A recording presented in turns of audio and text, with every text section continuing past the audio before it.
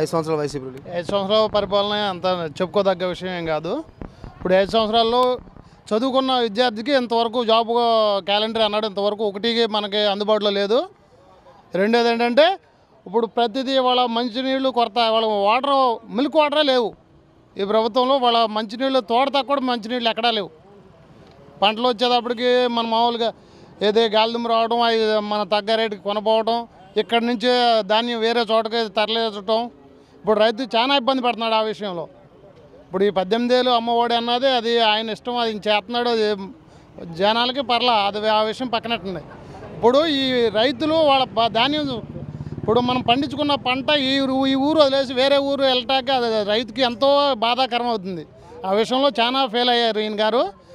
Next అయితే చంద్రబాబు నాయుడు పరిపాలన చాలా బాగుంటుంది. ఈ గుడివాడ నియోజకవర్గానికి సంబంధించి ఎవరు రావచ్చు నెక్స్ట్ ఎమ్మెల్యే? ఇక్కడ కొడాలి నాని ఉన్నారు, తర్వాత రాము గారు పోటీ చేస్తున్నారు. ఎవరికి ఛాన్స్ ఉందంటారు?